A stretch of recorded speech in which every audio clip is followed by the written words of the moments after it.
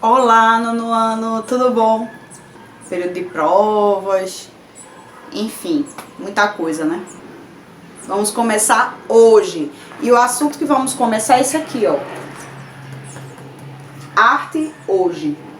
Estão percebendo na página 84 do volume 2 do livro de arte que nós já estamos entrando num conteúdo mais, digamos assim, mais atualizado, mais contemporâneo. Essa obra que vocês estão vendo nas páginas 84 e 85 do livro é uma obra de Cildo Meireles. Ele é um artista contemporâneo. O que quer dizer contemporâneo? Dos dias de hoje, dos dias atuais, que faz trabalhos mais ou menos da década de 70 para cá. Isso é considerado arte contemporânea, tá? E esse trabalho é uma instalação que está em Otim, lá em Minas Gerais. Brumadinho, certo? O que eu quero chamar a atenção de vocês? É nítida a cor que prevalece aqui, né? Vocês percebem claramente que é o tom vermelho. E aí, na página 86 do livro, vocês têm algumas perguntas pessoais que eu só vou aqui orientar vocês como vocês vão responder, mas que seria bem interessante que vocês observassem todos os detalhes dessa obra. Principalmente por ela se tratar de ser uma obra toda em vermelho. Vocês perceberam, gente? Que até eu, ó, estou aqui, linda e bela, toda de vermelhito. Vermelho, vermelho e vermelho, claro. Não poderia deixar de ser, né? Mas enfim, vamos voltar para o que interessa. Essa obra ela é chamada Desvio para o Vermelho. Então vejam que pelo nome já diz tudo, né? Ela desviou para o vermelho 1. Quando o artista coloca numeração numa obra, o que dá a entender? Que provavelmente se tem a 1, tem a 2. Tem uma sequência ou tem outros momentos dessa mesma série, né? E essa daqui ele chama de impregnação. Gravem bem esta palavra, impregnação. O que é algo impregnado? Pensem aí. Mas já que eu tô falando tanto em vermelho, vermelho pra lá, vermelho pra cá, então bora ouvir falar um pouco mais ainda sobre o vermelho? O vermelho é uma cor primária e é uma das cores mais notadas pelo ser humano. Instintivamente, uma pessoa assimila o vermelho ao sangue e também ao fogo, o que gera uma sensação de perigo. Essa assimilação é instintiva porque o ser humano tem essa sensação do vermelho, independente de sua cultura ou o tempo em que vive. Por consequência, o vermelho gera efeitos biológicos como a irritabilidade e a aceleração dos batimentos cardíacos. Muitos lugares afirmam que o vermelho instiga a fome. Isso não está 100% correto. O vermelho não instiga a fome em vegetarianos, por exemplo. Isso acontece porque o vermelho instiga somente o consumo de carne. E isso ocorre dependendo de um contexto em que o vermelho é utilizado. Uma evidência clara de que o vermelho depende de uma situação favorável para instigar a fome. Imagine um carro esportivo vermelho. Olhar para este carro não vai causar nenhuma sensação de fome, certo? Vamos falar agora sobre as assimilações culturais do vermelho. O vermelho é considerado pela sociedade atual uma cor masculina. Em séculos passados, o vermelho foi a cor da nobreza na Europa, em uma época em que as roupas vermelhas eram usadas com exclusividade para simbolizar status. O vermelho também é assimilado ao amor e à paixão, e é amplamente utilizado pelas culturas atuais em contextos românticos. o vermelho também foi adotado como a cor do socialismo e amplamente utilizado pela União Soviética. É importante lembrar também que em vários momentos da história, o vermelho foi utilizado como cor estratégica para gerar fanatismo, por conta dos efeitos biológicos que a cor gera. O vermelho não irrita o touro. Na verdade, o que irrita o touro é a movimentação do pano, independente de sua cor. Mesmo assim, toureiros usam vermelho em seus panos por uma questão de tradição, além de ser a cor favorita dos espanhóis. Já falamos que o vermelho gera irritabilidade e aceleração dos batimentos cardíacos. Porém, estes efeitos acontecem quando a cor vermelha é realmente enxergada. Existia uma teoria de que o vermelho causava esses efeitos por conta da frequência e comprimento das ondas que, ao entrar em contato com o ser humano, causavam algum tipo de efeito físico e, consequentemente, agitava o corpo. Por isso, foram feitos testes com pessoas sobre temperaturas de sala, onde era comparado a temperatura de uma sala pintada inteira de vermelho com a temperatura de uma sala pintada inteira de azul. Os participantes, em sua grande maioria, alegavam que a sala vermelha parecia mais quente que a azul. Porém, os participantes realizaram o mesmo teste, comparando a sensação térmica das duas salas com os olhos vendados. O resultado é que nenhum dos participantes conseguiu diferenciar a temperatura. Isso aconteceu porque as cores não são físicas. Na verdade, cores são informações produzidas pelo nosso cérebro. Outro fato importante, você verá muitos lugares afirmando que a rede de restaurantes de fast food McDonald's utilizou o vermelho para diminuir o tempo de refeição de seus clientes e, por consequência, encurtar o tempo de permanência das pessoas em seus restaurantes. Mas esta informação está desatualizada. Estes são alguns exemplos dos restaurantes atualmente. Pode-se notar claramente que quase não há vermelho. Hoje o McDonald's utiliza o marrom em seus ambientes para incentivar a permanência dos clientes em seus restaurantes. Essa intenção fica evidente com o crescimento de variedades de sobremesas e com o fornecimento de Wi-Fi. O amarelo vem sendo mantido para manter a caracterização da marca. Resumindo, o vermelho é uma cor estratégica. Seja para criar uma marca ou colorir um ambiente, o vermelho é uma cor de presença e também de impacto visual. Pois bem, agora que já ouvimos falar sobre o vermelho, vamos para a página 86. Vejam só, minha gente, está dizendo aqui na primeira questão. Observe a imagem de abertura da unidade, que foram as que nós vimos nas páginas anteriores, e as desta página, página 86. O que mais chamou a sua atenção nessa obra do artista Cildo Meireles, retratada nas fotos? Vocês vão responder no próprio livro, ok? Segundo, tá dizendo aqui para vocês fazerem no caderno, mas fiquem à vontade, se acham que cabe no livro também, pode ser no próprio livro, tá? No caderno, faça uma lista dos objetos que consegue reconhecer na obra de Cildo Meireles. Depois, sublinhe o nome dos objetos que você nunca havia visto na cor vermelha. Será que tem objetos aqui que você nunca viu em vermelho? Esses objetos vocês vão sublinhar ou passar um marca-texto, tá? No nome do objeto. Aqui diz para você apresentar a sua lista aos colegas e ver o que eles fizeram. Ah, gente, não tem como fazer isso, tá? Então, vocês façam somente a primeira parte aí da questão, que é até sublinhar os objetos que vocês nunca viram na cor vermelha na vida. Terceiro, na sua opinião, por que o artista escolheu o vermelho para produzir essa obra? E aí, com tantas cores, né, ele poderia ter escolhido qualquer cor. Por que será que ele deu preferência ao vermelho, minha gente? Quarto, por que você acha que o artista Cildo Meireles usou a palavra impregnação no título que ele deu à obra? Interessante. Lembra que eu mandei pensar nessa palavra, guardar essa palavra? Reflitam. Se ficarem em dúvida, pesquisem o significado da palavra impregnação e vejam qual relação essa palavra tem com a obra feita por Cildo Meireles. Assim, quinto, se você fosse criar uma obra de arte parecida com essa retratada nas fotos, que cor ou cores você utilizaria para compor o trabalho e por quê? Gente, eu fico pensando assim, será que se esse artista tivesse optado por fazer tudo em azul, tudo em verde, tudo de roxo, tudo de amarelo, traria outra importância, outro significado, outra sensação para essa obra?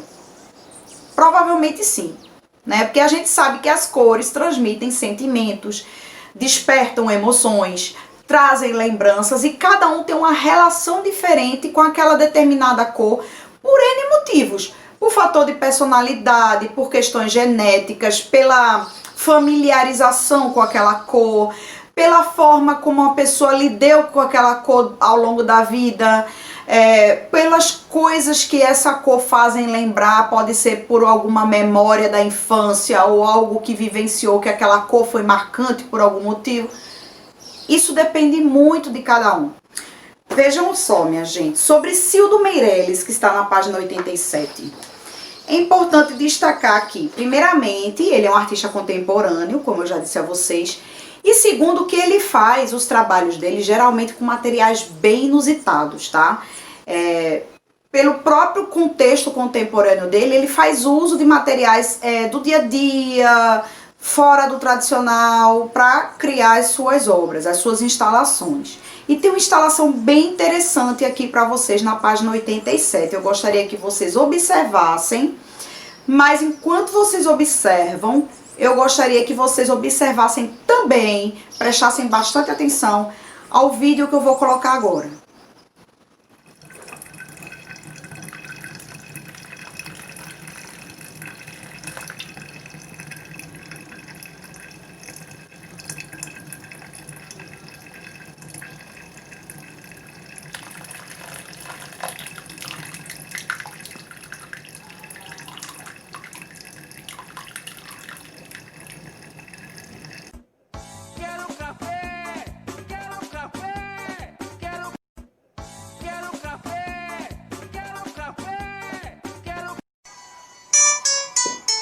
Eu tô tentando emagrecer,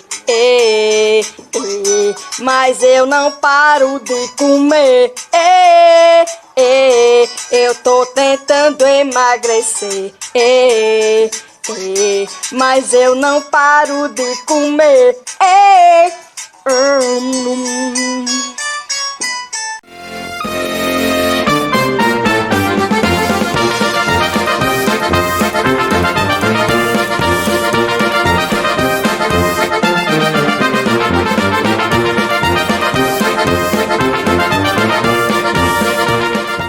Você sabia que na antiguidade existia uma torre que era tão alta que quase chegava aos céus? Uma torre com quase 2.500 metros de altura. O livro sagrado da Bíblia conta a história da Torre de Babel. E essa é uma das histórias que o ser humano não cansa de buscar a verdade. No vídeo de hoje você irá conhecer um pouco mais sobre a história da Torre de Babel. Vamos para o vídeo. A Torre de Babel. Segundo a história bíblica, a Torre de Babel foi o maior edifício já construído aqui na Terra. E a lenda diz que a torre era tão alta que chegava até o céu. Ela teria sido construída no sul da Mesopotâmia, onde hoje fica a Síria e o Iraque. E tudo isso em 2420 anos antes de Cristo. Que seria aproximadamente 130 anos depois do dilúvio que teria acontecido aqui na Terra, também citado na Bíblia. Hoje em dia já é bastante difícil construir um arranha-céu, um prédio que passa aí dos 1000 metros. Imagine então construir uma torre gigantesca lá na antiguidade, há 1000 anos antes de Cristo. Para falar dos motivos da construção dessa gigantesca torre, precisamos falar de um cara muito importante, Nimrod. Nimrod foi um personagem muito importante na Torre de Babel. E ele, galera, era neto de Noé, o famoso da Arca de Noé, que teria construído a arca para salvar os animais. Nimrod, na época, era rei de várias terras, e foi justamente ele que deu início no projeto para construir a torre, pois ele tinha o objetivo de chegar o mais alto possível. O primeiro motivo para construir a torre foi que ele queria se proteger de um novo dilúvio, já que o dilúvio da Arca de Noé tinha acabado de acontecer há 100 anos, e grande parte da família dele foi devastada pelo dilúvio. Então o primeiro motivo para fazer a torre era para a segurança dele. E o segundo motivo era para chegar mais perto de Deus. Mas ele não queria chegar mais perto para poder adorar ou ficar mais próximo. Ele queria chegar mais perto para enfrentar Deus. Nimrod queria se vingar de Deus, pois seus parentes teriam sido levados no dilúvio, e ele estava com raiva. Outra coisa que ele também queria construir a torre era para manter todo o seu povo unido e próximo da torre. Como a torre seria muito grande e muito alta, ela abrigaria muitas pessoas do mundo inteiro. E esse lance de unificar o povo em um lugar era uma questão um pouco contra a vontade de Deus, pois naquela época Deus agia para espalhar os grupos, para formarem civilizações, espalhar o ser humano na terra, porque o intuito de Deus era que os homens se espalhassem pela terra e se multiplicassem, e não ficassem em um único só lugar. Mas mesmo assim, Nimrod seguiu o seu objetivo e começou o projeto de construção da torre. A construção levou 43 anos e foi feita uma torre com mais de 2.448 metros. Uma torre com quase 2,5 km de altura. Aproximadamente 3 vezes mais alto do que o atual maior prédio do mundo. Continuando a história da Bíblia, o livro diz que a torre foi construída em uma época em que todos os povos falavam uma mesma língua. Além disso, a torre era usada como edifício de astrologia e também um lugar para adorar deuses pagãs do céu, outros deuses a não ser o Deus. Então Deus viu que aquela torre era contra os seus princípios, e para impedir que a construção terminasse, Deus então espalhou outros idiomas entre os homens, fazendo com que eles se desentendessem e não conseguissem finalizar a obra. A cidade então recebeu o nome de Babel, que em hebraico significa confusão, e depois disso a construção foi interrompida para sempre. Ao redor de todo o Iraque existem antigas construções altas, conhecidas como zigurates. Zigurates eram monumentos feitos para homens se aproximarem de Deus, e acreditam que a Torre de Babel era um zigurate. Trazendo para os tempos de hoje, muitos historiadores e estudiosos acreditam ser um exagero ter existido uma torre tão grande quanto a Torre de Babel. Mas outros tentam provar que povos antigos realmente tinham reais conhecimentos tecnológicos e capacidade de construir essa torre. Mas peraí, uma torre tão grande como essa, se ela foi construída, ela tinha que estar por aí. O que será que aconteceu com ela? Ela realmente existiu? Pesquisadores modernos utilizaram as informações encontradas na Bíblia para calcular até qual altura os engenheiros antigos eram capazes de construir. Na história, segundo a Bíblia, a torre foi feita com tijolos. Então, para tentar simular a história, cientistas reproduziram um tijolo de argila da mesma forma que ele era feito há 3.000 anos atrás e testaram a resistência desse tijolo. Colocaram o tijolo em uma máquina de prensa e apertaram o tijolo até quebrar. Segundo testes, usando esses tijolos antigos feitos de argila, o máximo que ele iria aguentar erguer seria uma torre de 150 metros. Porque depois disso, o peso da torre seria tão grande que o tijolo não iria aguentar e iria desabar. 150 metros, galera, não é nem perto de 2.500. Mas vamos continuar que tem mais coisa. Como 150 era um número muito pequeno do que eles queriam, os cientistas não ficaram satisfeitos e buscaram uma outra forma de fazer a Torre de Babel. Foi aí então que um versículo da Bíblia despertou a atenção dos pesquisadores. O versículo dizia o seguinte: e disseram uns aos outros: eia, façamos tijolos e queimemo-los bem. E foi-lhes o tijolo por pedra e o betume por cal. Gênesis 11:3. Como o versículo dizia, eles pegavam esses tijolos e queimavam eles bem. Esse lance de pegar o tijolo e expor ele a uma temperatura de 800 graus é uma técnica que deixa o tijolo mais forte e resistente. Depois de ler o versículo, pegaram então o tijolo e queimaram ele, para ver se ele realmente ficava resistente e até que altura a torre poderia chegar. Diferente do primeiro teste, onde o primeiro tijolo quebrou ao chegar aos 400 quilos, esse tijolo queimado quebrou com 3.000 quilos. E aí, fazendo as contas, chegaram à conclusão que usando os tijolos queimados, era possível erguer uma torre de até 3 quilômetros de altura, ou seja, até o céu, um pouco maior do que a Torre de Babel. Então, galera, segundo a Bíblia, realmente era possível construir uma torre dessa altura, e usando apenas o conhecimento e tecnologias que tinham naquela época. Bom, agora já sabemos que realmente era possível construir uma torre dessa, tão grande. Mas será mesmo que há mais ou menos 1000 anos antes de Cristo foi feita uma torre com quase 2.400 metros de altura? Recentemente, o Dr. Andrew George, da Universidade de Londres, examinou um tablete de pedra encontrado em uma ruína do Iraque. Esse tablete de pedra muito antigo teria nele esculpido o desenho que mostrasse mais ou menos como seria a Torre de Babel. E segundo o Dr. Andrew, essa é uma enorme evidência de que a Torre de Babel realmente existiu, pois alguém teria olhado para a torre e esculpido ela. Dificilmente teria saído do cérebro de alguém. Na imagem da pedra é possível ver o formato de uma torre e ao lado um homem com chapéu. O homem de chapéu presente na pedra seria o rei Nabucodonosor II, que governou a Babilônia de 605 a 562 a.C. E na pedra o rei Nabucodonosor II estaria bem do lado da Torre de Babel. E outra coisa que tinha na pedra, além do desenho, era uma legenda muito misteriosa. Nós jogamos o texto original no Google Tradutor e ficou mais ou menos assim: Etemenach Zicurat Babili, a casa, a fundação do céu e da terra. Zigurate na Babilônia, a base que enchi para fazer um alto alto terraço.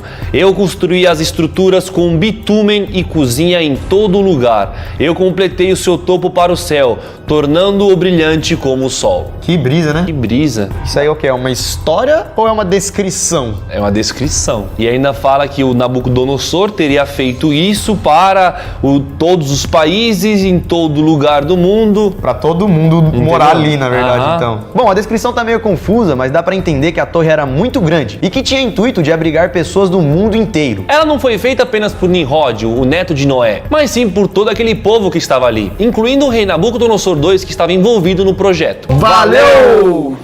Vocês conseguem perceber a relação da história da Torre de Babel com essa obra feita por Cildo Meirelles? A obra que está na página 87 do livro? Será que vocês conseguem relacionar? Vamos lá. Que materiais foi que ele utilizou? Rádios, né, empilhados, formando uma torre, e cada um deles está sintonizado numa estação de rádio diferente. Vocês imaginam o que é uma pilha de rádio, cada um sintonizado numa rádio diferente, numa emissora diferente? A bagunça que é. Ninguém entende nada. Não é verdade? Então acaba que você, como resultado sonoro, só tem ruído. Você não entende, é todo mundo falando ao mesmo tempo, cada um falando uma coisa diferente e você acaba não entendendo nada de ninguém. Se a gente for observar a história da Torre de Babel, tem tudo a ver com isso, né? É uma torre que foi construída, segundo a história da Bíblia, como nós vimos, né? É uma torre que foi construída de modo que ela fosse alta o suficiente para alcançar a Deus. E Deus, vendo isso, não se agradou, porque era como se fosse uma ofensa, né? Uma audácia, não sei, assim, algo que você quer fazer com as próprias mãos para alcançar o que vem de Deus. E não é dessa maneira que as coisas funcionam, né?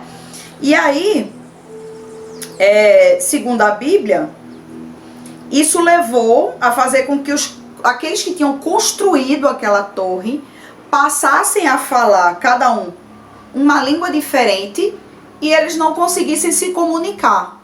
Imagina eu chegar para vocês, eu falo em japonês, vocês me respondem em chinês, aí chega Dória, vai dar um recado em inglês, aí Dani entra, fala em tailandês, aí o outro, Carlos entra, dá um recado em russo. Comunicação zero, né? Pois a relação a gente percebe bem aí. Estão conseguindo perceber? Pois é isso. Essa obra, ela está no... Cadê? Tate Modern.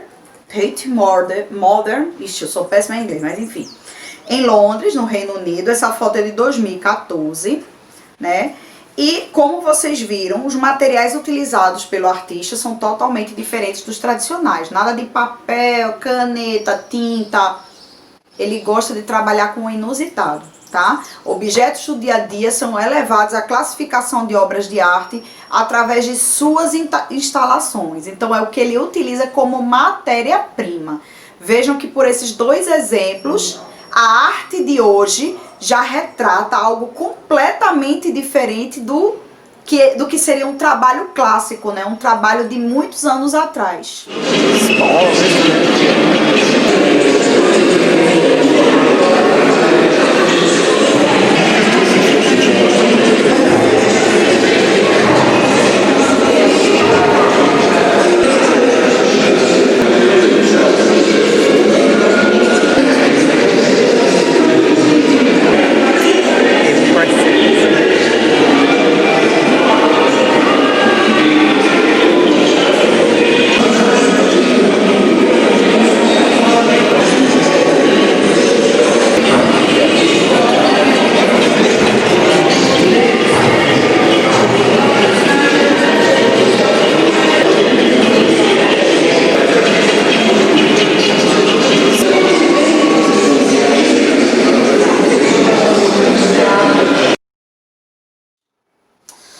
E é com esta parte do assunto que nós vamos encerrando por hoje e que eu me despeço de vocês para a próxima aula e deixo o versículo do dia morrendo.